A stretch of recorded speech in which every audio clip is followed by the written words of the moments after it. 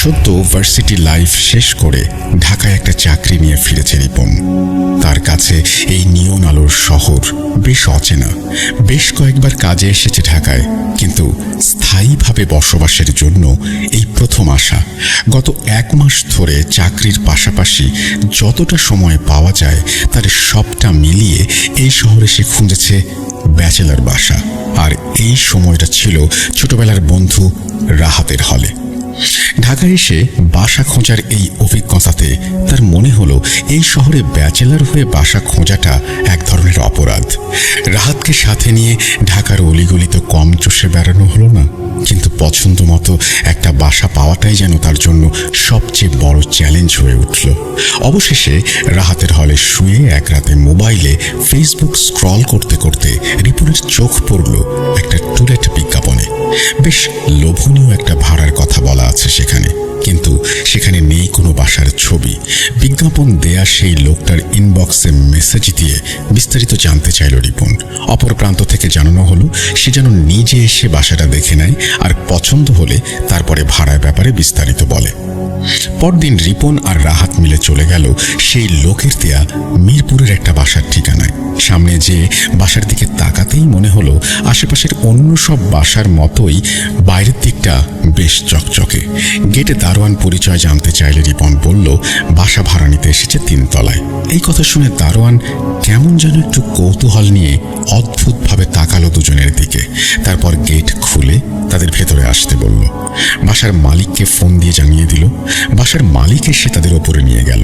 রুমে যে দুজনেরই বাসাটা খুব পছন্দ হলো। প্রতিটা তালাতে 2টা করে ইউনিট। এক দেখাতে পছন্দ হয়ে যাওয়ায় বাসার অ্যাডভান্স দিয়ে কনফার্ম করে দিল রিপন। সারাদিন নতুন অফিসের কাজ শেষে ক্লান্ত হয়ে বাসায় ফেরে রিপন। বেশিরভাগ সময় নিজের হোটেল থেকে খাবার নিয়ে এসে সেটা খেয়ে তারপরে ঘুমিয়ে পড়ে। এভাবে কেটে যায় প্রায় 15 দিন। পুরো বাসায় সে একাই থাকে। তবে রিপন একটা জিনিস খেয়াল করে, বাসা থেকে বের হতে বা বাসায় ঢুকতে গেলে দারোয়ান বেশ অদ্ভুতভাবে তাকিয়ে থাকে তার দিকে। মনে হয় কিছু বলতে চায়। ঘটনার শুরুটা 15 দিনের পর থেকে।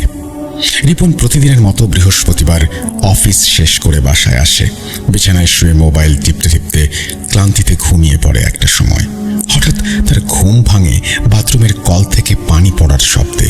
মনে হচ্ছে রুমের বাইরে কমন বাথরুমটায় কেউ গোসল করছে। খানিকটা অবাক হয়ে রিপন এগিয়ে যায় সেদিকে। মনে হচ্ছে বাথরুমের ভেতর থেকে কেমন একটা মেয়েলি কণ্ঠে গুনগুন গান ভেসে আসছে। সেই গানের শব্দ অনেকটা ঢাকা পড়েছে ট্যাপের পানির শব্দে। রিপন ছোটবেলা থেকে একটু ভীতু টাইপের ছেলে।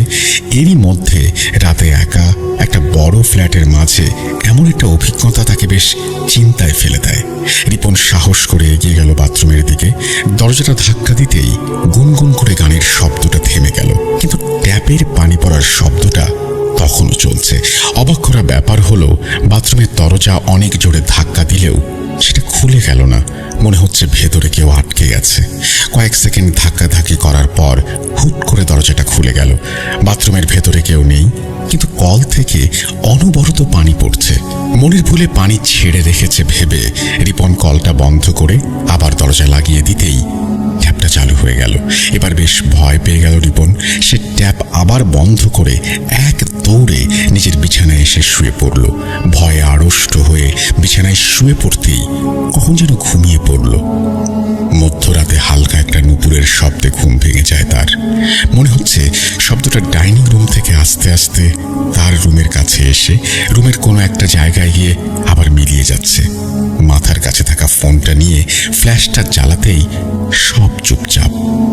শুধু ভালো করে খেয়াল করে সে দেখল রুমের একটা কোণে একটা জমাট বাঁধা অন্ধকার, যা মোবাইলের ফ্ল্যাশের আলোতেও আলোকিত করতে পারছে না। গলা শুকিয়ে আসে তার। বিছানার পাশে থাকা পানির গ্লাসটা হাতে তুলে নেয়। মুখের কাছে আনতেই মোবাইলের ফ্ল্যাশের হালকা আলোতে রক্তের মতো লাল বর্ণের পানি দেখে সে গ্লাসে। ভয় আঁতকে ওঠে। গ্লাসটা পড়ে যায় হাত থেকে।